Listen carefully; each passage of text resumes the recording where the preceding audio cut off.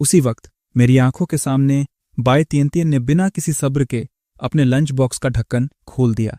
और भाई, ढक्कन खुलते ही एक खट्टी और सड़ी हुई बदबू किसी बम की तरह पूरे कमरे में फट पड़ी। कितनी गंदी बदबू है, ये इतनी सड़ क्यों रही है? क्या कहीं कोई गटर फट गया है क्या? मैंने देखा ही लिंगलिंग अपनी नाक दबाए बाहर से अंदर आई। उसने पूरे कमरे में नजर घुमाई और आखिरकार उसकी नजरें बाई तियनतियन के सामने रखे उस लुओसिफेन नूडल्स के बाउल पर जाकर टिक गईं। यही तो वो महक है, आहा क्या खुशबू है।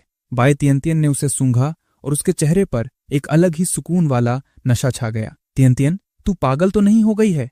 तू इस टट्टी जैसी बदबू को खुशबू कह रही है? सू जिंगजिंग ने बाई तियनतियन की हालत देखकर डर के मारे 2 कदम पीछे ले लिए। कैसी टट्टी जिंगजिंग? ये नीचे जो नई दुकान खुली है ना, वहां का फेमस लुओसिफेन है और ये बहुत टेस्टी है। बाई तियनतियन ने नूडल्स को अपने मुंह में डाला और जोर से सुडक कर खा लिया। मुझे विश्वास नहीं हो रहा, ये बदबू तो बिल्कुल वैसी ही है जैसी उस दिन उस यंग मास्टर के शरीर से आ रही थी। सू जिंगजिंग ने उस बाउल की तरफ घूर कर देखा जिससे अभी भी भयंकर बदबू उड़ रही थी। अरे, ये सच में बहुत टेस्टी है। अगर भरोसा नहीं है तो खुद टेस्ट करके देख ले। बाई तियनतियन ने चॉपस्टिक से एक खट्टा बैम्बू शूट उठाया और सू जिंगजिंग की तरफ बढ़ने लगी। मैं इतनी बदबूदार चीज बिल्कुल नहीं खाने वाली। बाई तियनतियन ने बिना कुछ सुने सीधा वो बैम्बू शूट सू जिंगजिंग के मुंह में ठूस दिया। अरे बाप रे, ये तो सच में बहुत टेस्टी है। बस 2 बार चबाते ही सू जिंगजिंग की आंखें एकदम से चमक उठीं। देखा, मैंने कहा था ना। बाई तियनतियन ने फिर से एक टोफू का टुकड़ा उठाया और सू जिंगजिंग को अपने हाथों से खिलाने लगी।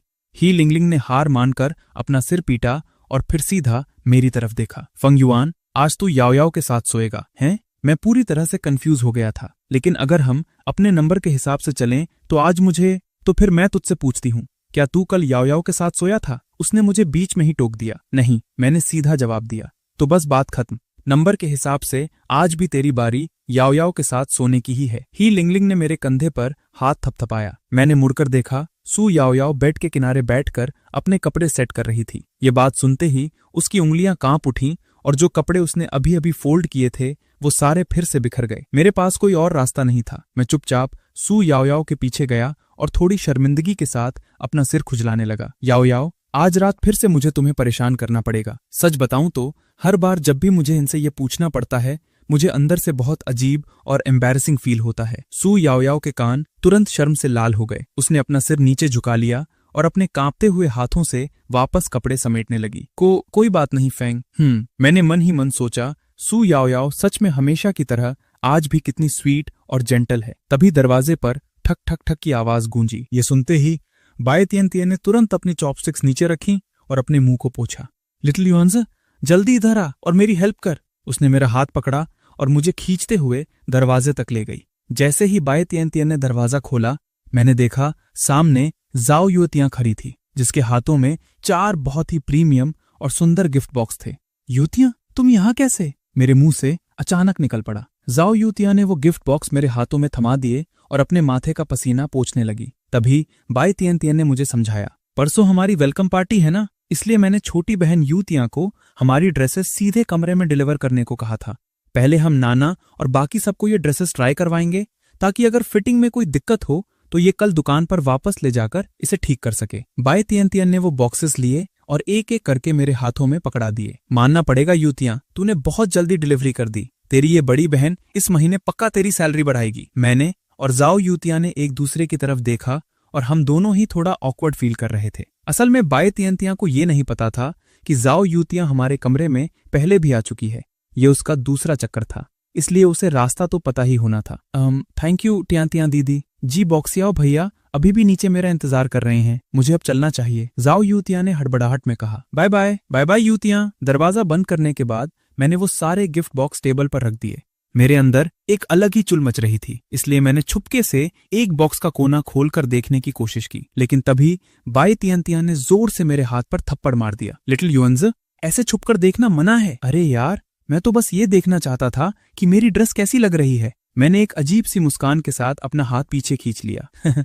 बहुत अफसोस की बात है लिटिल युआंज़, लेकिन आज तेरे लिए इस बॉक्स में कुछ नहीं है। तेरी ड्रेस में अभी भी कुछ काम बाकी है, इसलिए तुझे उसे ट्राई करने के लिए कल तक का इंतजार करना पड़ेगा। ओह, तो ये बात है। लेकिन तभी मैंने देखा वो वापस दरवाजा खोल रही थी। मुझसे रहा नहीं गया और मैंने पूछ लिया, लेकिन तियान तिया, तूने फिर से ये दरवाजा क्यों खोल दिया? तुझे क्या लगता है? बाई तियान तिया ने मुझे पीछे से धक्का देते हुए कमरे के बाहर धकेल दिया। लड़कियां यहाँ कपड़े चेंज करने वाली हैं। क्या तेरा इरादा यहीं रुककर हमारा तमाशा देखने का है? हाँ बिल्कुल। मेरे मुंह से बिना कुछ सोचे समझे एकदम से सच निकल गया। साला, अच्छा हुआ तेरा बाप पहले से तैयार था। लॉन्ग ऑटियन अपनी बॉस वाली कुर्सी पर धड़ाम से गिरा।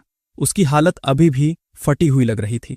अगर उसकी सीनियर सिस्टर सही टाइम पर नहीं आती तो अकेला वो उन 2 स्टॉकिंग्स वाले गुंडों से कभी नहीं जीत पाता। शेन चिंग-क्यू ने अपनी तलवार म्यान में रखी और पास खड़े एक हुड वाले आदमी को इज्जत से सलाम किया, जिसके पीठ पर एक लंबी तलवार लटक रही थी। सीनियर सिस्टर क्विंग-क्यू, फॉर्मेलिटी की कोई जरूरत नहीं है। इन लो लेवल निंजाओं के लिए तो मुझे अपनी तलवार निकालने की भी जरूरत नहीं है। मेरी फक्यू उंगलियां ही इन्हें मौत के घाट उतारने के लिए काफी थीं। बस अफसोस कि वो साले भाग निकले। उस हुड वाले आदमी ने अपनी लंबी उंगलियों को देखते हुए भौकाल झाड़ा। अबे साले जीजेलिंग, अपना ये फालतू का भौकाल काटना बंद कर। लॉन्ग ऑटियन गुस्से से पागल हो गया। एक तो तू साले इतनी लेट आया और ऊपर से उन्हें भागने भी दिया।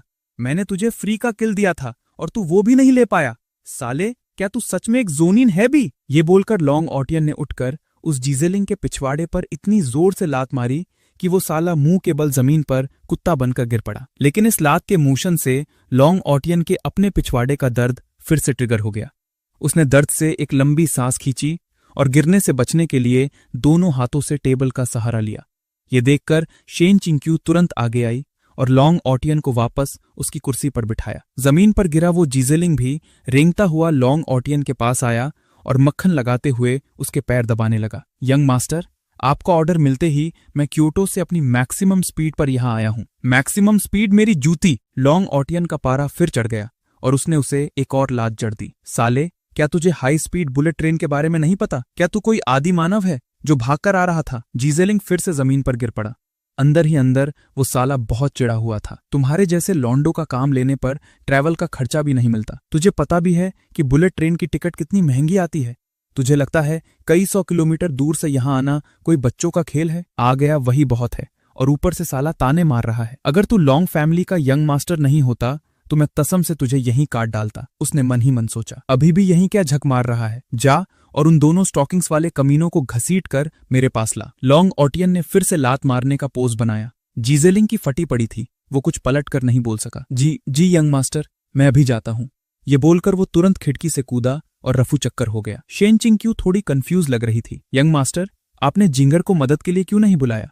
सीनियर भाई के लिए इतनी दूर जियांगचेंग आना बहुत मुश्किल रजा होगा। तुम्हें क्या पता? लॉन्ग ऑटियन ने अपना दर्द भरा पिछवाड़ा बचाते हुए धीरे से कुर्सी पर बैठते हुए कहा। शू जिंगजिंग के पास इससे भी ज्यादा इंपॉर्टेंट काम है। स्कूल में किसी न किसी का नजर रखना बहुत जरूरी है। पहला रीजन ये था कि वेलकम पार्टी बस आने ही वाली थी और स्कूल की उन टॉप ब्यूटीज को अपने जाल में फंसाने का ये एकदम परफेक्ट टाइम था। ऐसे टाइम पर उसके पास उन लड़कियों की पल पल की इन्फो होनी चाहिए। और दूसरा रीजन, उसका चेहरा दर्द से थोड़ा कांप ये था कि वो अपने पिछवाड़े के घाव को और ज्यादा खराब नहीं करना चाहता था। इधर रात बहुत गहरी हो चुकी थी। मैंने अपने बगल में सो रही सू याओ याओ की तरफ देखा। हमारे बीच थोड़ी दूरी थी और वो मेरी तरफ पीठ करके लेटी थी। मुझे उसकी हल्की हल्की सांसों की आवाज आ रही थी। ऐसा लग रहा था कि वो गहरी नींद में है, लेकिन मुझे बिल्कुल नींद नहीं आ रही थी। वेलकम पार्टी बस आने ही वाली है और मेरे डांस मूव्स अभी भी थोड़े कचरे जैसे हैं। हाँ, माना कि स्टार्टिंग से तो मेरा लेवल काफी इंप्रूव हुआ है, लेकिन फर्स्ट प्राइज जीतने के लिए मुझे अभी भी बहुत पावर और फोकस चाहिए। और वो साला लॉन्ग ऑटियन, पिछले 2 दिनों से उसने कोई हरकत नहीं की है। मुझे पक्का यकीन है कि वो कमीना अंदर ही अंदर कोई ना कोई गंदी गेम प्लान कर रहा होगा। मुझे अलर्ट रहना ही होगा। मैं उसे बाई तियन के आसपास भी फटकने नहीं दे सकता। सुना है कि वो साला फिर से किसी से पिट गया है। इस कमीने के इतने सारे दुश्मन कहाँ से आ गए? मैं सच में बहुत टेंशन में था। मुझे इस लॉन्ग ऑटियन के बारे में जो इन्फो मिली है वो ना के बराबर है। मुझे तो ये भी नहीं पता कि वो आखिर करना क्या चाहता है। मैंने उस कबाड़ सिस्टम से हजारों बार पूछा, लेकिन उसने कोई सीधा जवाब नहीं दिया। बस गोल मोल बातें करके कहता है कि मुझे लॉन्ग ऑटियन को रोकना होगा। साला एकदम किसी बॉट की तरह बर्ताव करता है। खैर छोड़ो, ये साला सिस्टम है ही एक बॉट। टाइम बहुत हो गया है, मुझे सो जाना चाहिए। तभी मेरे बगल में लेटी सू याओ याओ ने अचानक से हरकत की। वो धीरे से पलटी और मेरी तरफ घूमी। अंधेरे में भी उसकी आंखें चमक रही थी। 1.5 घंटा हो गया है। फैंग शायद अब तक सो गया होगा। मैंने अपनी आंखें बंद रखी और ऐसा दिखावा किया जैसे मुझे कुछ फील नहीं हो रहा। सू याओ याओ ने बड़ी सावधानी से अपने शरीर को थोड़ा ऊपर उठाया। खिड़की के पर्दों से छनकर आती चांद की रोशनी उसकी गोरी स्किन पर पड़ रही थी। उसने जानबूझकर एक हल्की सी खांसी की और फिर तुरंत अपने रजाई में छुप गई, ये देखने के लिए कि मैं रिएक्ट करता हूं या नहीं। कुछ मिनट और बीत गए। जब उसने देखा कि मैं बिल्कुल नहीं हिला तो वो फिर से उठकर बैठ गई। लगता है वो सो गया। Plan successful. पिछले कुछ दिनों से सू याओ याओ बहुत कंफ्यूज थी। वो हर हाल में जानना चाहती थी कि आखिर पास्ट में मेरे और उसके बीच हुआ क्या था। वो पुरानी यादें बार बार उसके दिमाग में क्यों फ्लैश हो रही थीं। शायद मैं यानी फैंग युआन ही वो चाबी था जो उसके इस लंबे कंफ्यूजन को दूर कर सकता था। ये सोचते ही सू याओ याओ की आंखों में एक अलग सा कॉन्फिडेंस आ गया। वो धीरे धीरे खिसक कर मेरी तरफ आने लगी। जैसे ही मेरी आंख लगने ही वाली थी, मैंने फील किया कि मेरा मैट्रेस थोड़ा नीचे दब रहा है और चमेली के फूलों की एक भीनी भीनी महक मेरी नाक से टकराई। मैंने अपनी आंखें हल्की सी खोली, बस एक पतली सी लाइन जितनी, और देखा कि सू याओ याओ किसी छोटी सी बिल्ली की तरह छुपके से मेरे करीब आ रही थी। ये आखिर कर क्या रही है? मैंने अपनी सांस रोक ली और गहरी नींद में होने की एक्टिंग चालू रखी। मैं देखना चाहता था कि इसका गेम क्या है। उसकी मूवमेंट्स एकदम साइलेंट थीं। वो खिसक कर बिल्कुल मेरे पास आ गई। चांद की रोशनी में उसकी पलकें हल्की हल्की कांप रही थीं, जिससे उसके गालों पर एक प्यारी सी परछाई पड़ रही थी। आखिरकार मैं पहुंच गई। मुझे बहुत खुशी हो रही है। उसने अपना चेहरा धीरे से मेरे सीने पर रख दिया और हल्का सा रगड़ा। वो बिल्कुल वैसी ही फीलिंग ढूंढने की कोशिश कर रही थी जैसी पिछली बार मेरे साथ सोने पर उसे मिली थी। मेरी हार्ट बीट तेज हो गई थी, लेकिन मैंने अपने सांस लेने के रिदम को एकदम नॉर्मल रखा। सू याओ याओ के बाल मेरी गर्दन पर बिखर गए थे। उस गुदगुदी की वजह से मेरा पूरा फोकस हिलने लगा और मैं अपना कैरेक्टर तोड़ने ही वाला था। अजीब है, सू याओ याओ ने मेरे सीने से अपना सिर उठाया। जब मैं दोबारा इसके इतने करीब आई हूं तो पहले की तरह मुझे वो यादों के फ्लैश क्यों नहीं आ रहे। उसने अपनी भौहें सिकोड़ी और कंफ्यूजन में अपना सिर थोड़ा टेढ़ा किया। वो पल भर के लिए झिझकी और फिर मेरे और करीब आ गई। इस बार उसने अपना पूरा चेहरा मेरी गर्दन के पास छुपा लिया और एक गहरी सांस अंदर खींची। अभी भी कुछ नहीं हुआ, उसने बहुत ही धीमी और निराश आवाज में बड़बड़ाते हुए कहा। नहीं, मैं ऐसे हार नहीं मान सकती। सू याओ याओ ने एक नया पोजीशन ट्राई किया। इस बार उसने सीधा अपने हाथों से मेरी गर्दन को गले लगा लिया और हम दोनों के गाल एक दूसरे से एकदम सट गए। क्या अब कुछ होगा? उसने अपनी आंखें बंद कर ली, जैसे वो कुछ फील करने की कोशिश कर रही हो, लेकिन उसे अभी भी वो फीलिंग नहीं मिली जो वो ढूंढ रही थी। उसने अपना सिर उठाया, अपने नीचे वाले होठ को दांतों से दबाया और मेरी इस शांत शक्ल को देखकर थोड़ी चिढ़ गई। ऐसा क्यों हो रहा है? जबकि पिछली बार, उसने अपने आप से फुसफुसाते हुए कहा। उसकी आवाज में एक अजीब सी बेचैनी थी। वो धुंधली यादें उसे ऐसी लग रही थीं जैसे वो बस छूने ही वाली है, लेकिन फिर भी वो बहुत दूर थीं। उसे लग रहा था कि वो बस कुछ बहुत ही इंपॉर्टेंट पकड़ने ही वाली है, लेकिन हर बार एंड मोमेंट पर वो फिसल जाता है। उसने फिर से मेरे चेहरे को ध्यान से देखा। चांद की रोशनी मेरे चेहरे पर पड़ रही थी। तभी उसके दिमाग में एक बहुत ही बोल्ड और क्रेजी आइडिया आया। शायद मुझे और ज्यादा क्लोज कांटेक्ट चाहिए। सू याओ याओ ने बहुत ही धीरे से अपनी पोजीशन सेट की और मेरे एकदम चिपक गई। उसका सॉफ्ट सीना मेरे सीने पर हल्का सा प्रेस हो रहा था। उस पतली सी नाइट ड्रेस के आर पार वो मेरी बॉडी की हीट और मेरी हार्ट बीट को साफ फील कर सकती थी। ये सब देखकर मेरी तो सांस ही अटक गई। मुझे कुछ समझ नहीं आ रहा था कि मैं क्या करूं। नहीं, मुझे इसे यही रोकना होगा। लेकिन तभी मुझे उसकी बहुत ही दबी हुई सी आवाज सुनाई दी। लेकिन ऐसे छुपकर किसी को किस करना कितना शर्मिंदगी वाला काम है ना। उसकी आवाज बहुत ही हल्की थी, लेकिन मैंने सब कुछ एकदम क्लियर सुन लिया था। छुपकर किस? सू याओ याओ मुझे किस करने वाली है? मैंने फील किया कि उसका हाथ बहुत ही प्यार से मेरे गालों पर आ गया है और उसकी उंगलियों के पोर बड़ी सावधानी से मेरे होठों के कोनों को सहला रहे हैं। उसकी सांसें तेज हो गई थीं और उनमें से पुदीने वाले टूथपेस्ट की एक हल्की हल्की महक आ रही थी। अरे नहीं, क्या ये सच में ऐसा करने वाली है? बस एक किस।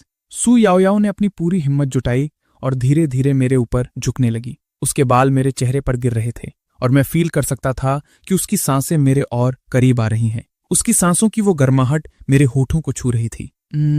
आज रात मैंने बहुत सारा लहसुन खा लिया और मैं ब्रश करना भी भूल गया। मैंने नींद में बड़बड़ाने की एक्टिंग करते हुए अपना सिर दूसरी तरफ घुमा लिया। फैंग, मेरी एक्टिंग धरी की धरी रह गई। सू याओ याओ ने मुंह फुलाते हुए थोड़ी चिढ़कर मेरा चेहरा वापस अपनी तरफ घुमा दिया। तब जाकर मुझे याद आया कि बिस्तर पर आने से पहले ही सू याओ याओ ने अपनी सुनने वाली मशीन निकाल दी थी। साला, मेरी आवाज तो उस तक गई ही नहीं। सू याओ याओ की हथेलियां एकदम गर्म थीं। उसने मेरे चेहरे को अपने हाथों में पकड़ लिया। उसने एक गहरी सांस ली, अपनी आंखें बंद की और उसके वो पिंक होठ धीरे धीरे मेरे करीब आने लगे। हम दोनों के होठों के बीच अब मुश्किल से 1 इंच का फासला था। मुझे लगा कि अब मैं और ज्यादा सोने का नाटक नहीं कर सकता, मुझे जागना ही पड़ेगा। लेकिन तभी सू याओ याओ एकदम से रुक गई। ऐसा करना गलत है ना? सू याओ याओ के हाथ हल्के हल्के कांप रहे थे और आखिरकार उसने मेरे चेहरे को धीरे से छोड़ दिया। उसने अपने नीचे वाले होठ को दांतों से दबाया। उसकी आंखों में एक अजीब सी कश्मकश और खुद को कोसने वाला दर्द साफ दिख रहा था। उसकी आंखों से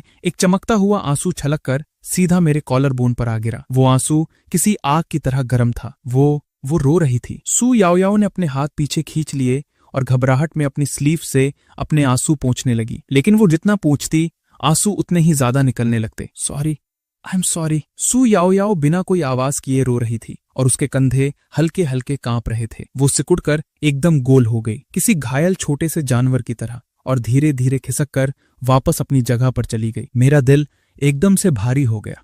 मुझे बिल्कुल अंदाजा नहीं था कि वो इतनी ज्यादा हर्ट हो जाएगी।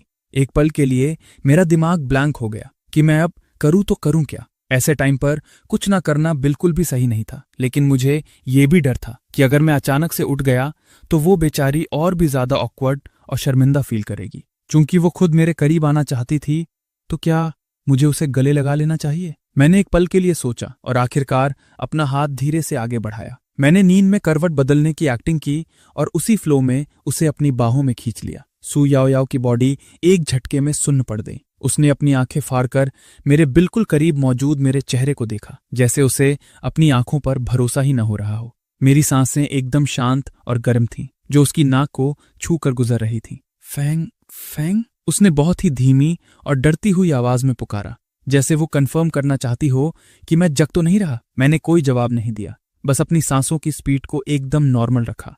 लेकिन मैंने अपने हाथों की पकड़ थोड़ी और मजबूत कर ली और उसे खींचकर अपने सीने के और करीब कर लिया। सू याओयाओ पहले तो कुछ सेकंड्स के लिए एकदम अकड़ी रही, लेकिन फिर धीरे धीरे वो रिलैक्स हो गई। कितना सुकून है, सू याओयाओ ने फुसफुसाते हुए कहा, और आखिरकार उसका रोना बंद हो गया। मैंने बस हल्के से अपने होठ चटकाए और अपनी गहरी नींद का नाटक चालू रखा। उसने अपनी आंखें बंद कर ली और मेरी बॉडी की हीट और मेरी हार्ट बीट को फील करने लगी। ऐसा लग रहा था कि वो पुरानी यादों के टुकड़े जो उसे परेशान कर रहे थे, इस पल में उनकी कोई औकात ही नहीं रह गई थी। मैंने फील किया कि उसकी सांसें अब एकदम शांत हो गई हैं और उसकी अकड़ी हुई बॉडी भी ढीली पड़ गई है। थोड़ी ही देर में ऐसा लगने लगा कि सू याओयाओ मेरी बाहों में गहरी नींद सो चुकी है। उसकी आंखों के किनारों पर अभी भी वो सूखे हुए आंसू चिपके थे। अपनी बाहों में लिपटी सू याओयाओ को देखकर मेरे अंदर इमोशंस का एक तूफान सा चल रहा था। मैंने धीरे से उसके चेहरे से वो आंसुओं के निशान पोंछे और मन ही मन एक गहरी सांस छोड़ी। लेकिन तभी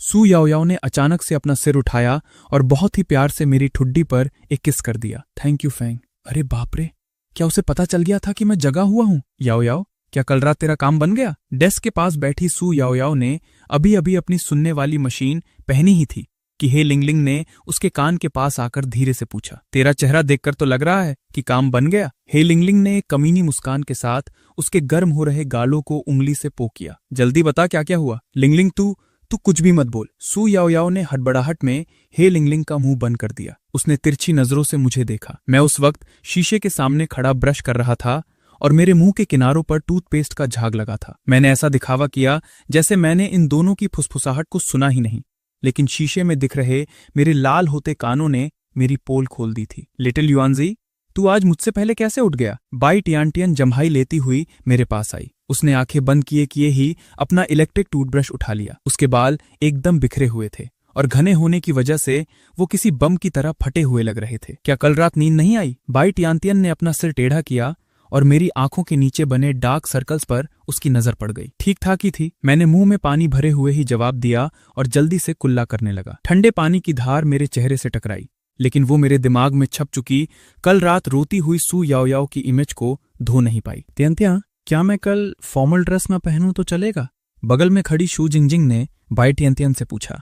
क्या हुआ जिंगजिंग, क्या फिटिंग सही नहीं है या ड्रेस अच्छी नहीं लग रही? बाई टियंतियन ने अपना टूथब्रश नीचे रखा और थोड़े टेंशन में पूछा। नहीं तियंतिया, ड्रेस बहुत सुंदर है और फिटिंग भी एकदम परफेक्ट है, शू जिंगजिंग ने जल्दी से कहा। बस बात यह है कि शू जिंगजिंग अपना सिर झुकाकर अपने कपड़ों के किनारे से खेलने लगी। मैंने अपनी लाइफ में कभी इतने सुंदर कपड़े नहीं पहने। मुझे बहुत अजीब सा फील हो रहा है और ऊपर से इसे पहनकर लड़ाई करने में भी दिक्कत। जिंगजिंग, इस वेलकम पार्टी में तो फॉर्मल ड्रेस पहनना ही पड़ेगा ना, और वैसे भी तुम्हारे वो यंग मास्टर भी तो वहां आने वाले हैं, तुम उनकी बेइज्जती थोड़े ही करवाना चाहोगी। मैंने तुरंत उसकी बात बीच में ही काट दी। लेकिन हाँ जिंगजिंग, अगर तुम फॉर्मल कपड़े नहीं पहनोगी तो तुम्हें पार्टी के हॉल में एंट्री भी नहीं मिलेगी। बाई टियंतियन ने भी मेरी बात में हाँ मिलाई। शू जिंगजिंग ने अपने होठों को दांतों से दबाया जैसे वो दिमाग में कोई बहुत बड़ी जंग लड़ रही हो। और आखिरकार उसने सिर हिला दिया। ठीक है, यंग मास्टर के लिए ये हुई ना बात। बाई तियंतियन ने खुशी से ताली बजाई। और हाँ फंगयुआन, तुम्हारी ड्रेस आज दोपहर तक रेडी हो जाएगी। दुकान पर आकर ट्राई करना मत भूलना। कोई प्रॉब्लम नहीं, मैंने अपना चेहरा तौलिए से पोंछा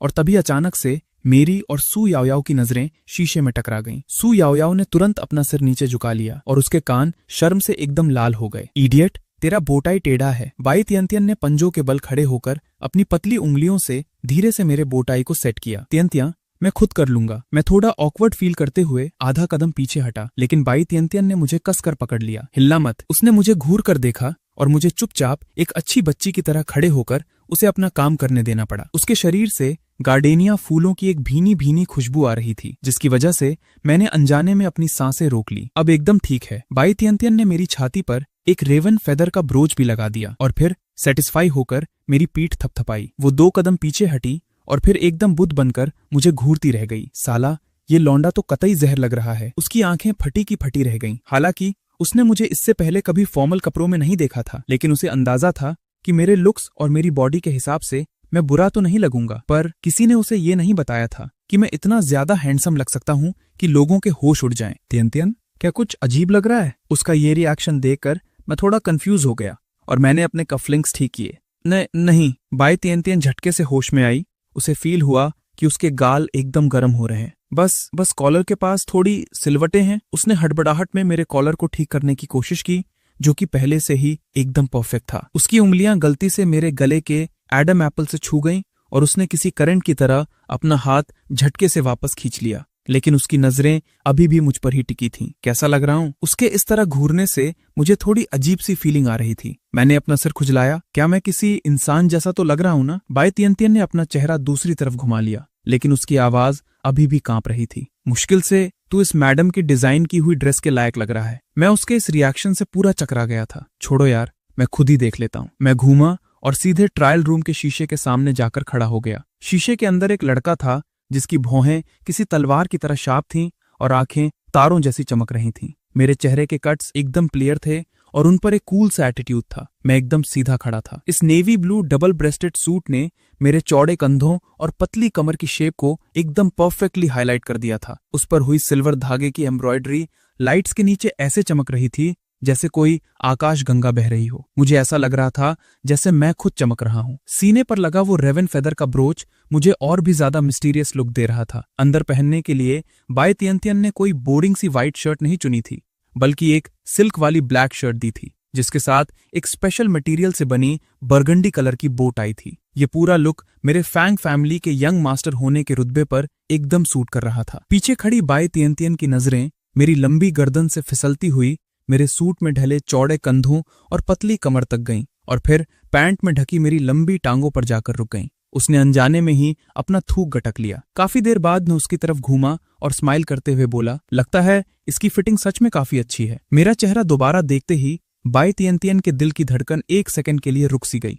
ठीक ठाक ही है। उसके कान लाल होकर ऐसे लग रहे थे जैसे खून टपक पड़ेगा, लेकिन उसने अपनी आवाज में जबरदस्ती का गुस्सा बनाए रखा। घूम जा, मुझे पीछे से भी देखने दे। मैंने हार मानकर फिर से पीछे मुड़ लिया। बाई तियंतियन की नजरें मेरी पीठ की एकदम परफेक्ट शेप पर टिकी थीं और तभी उसे एक बहुत बड़ी प्रॉब्लम नजर आई। ये ड्रेस कुछ ज्यादा ही परफेक्ट थी, इतनी परफेक्ट कि उसे इस बात का टेंशन होने लगा कि पार्टी में बहुत सारी लड़कियां मुझे ही घूरती रहेंगी। मुझे अचानक से ऐसा लग रहा है कि तुझे ब्लैक कलर की बो टाई पहननी चाहिए, बाई तियंतियन ने एकदम से कहा। है? लेकिन ये बर्गंडी कलर तो तूने खुद ही चुना था ना? मैंने पीछे मुड़कर कंफ्यूजन में पूछा। मैंने अपना प्लान चेंज कर दिया। क्या कोई दिक्कत है? बाई तियंतियन ने जमीन पर पैर पटकते हुए कहा। ब्लैक कलर तेरी पर्सनालिटी पर ज्यादा सूट करेगा। उसके अचानक से ऐसे नखरे दिखाने पर मेरा दिमाग पूरा ब्लैंक हो गया। ठीक है बाबा, ठीक है, जो तू कहे। मुझे अपना हाथ बढ़ाकर अपनी बो टाई खोलनी पड़ी। मैंने मन ही मन सोचा, आखिरकार बाई तियंतियन एक प्रोफेशनल है, मुझे उसकी बात सुन लेनी चाहिए। तियंतियन, क्या तुम अंदर हो? सू याओयाओ ने दुकान के कांच वाले दरवाजे को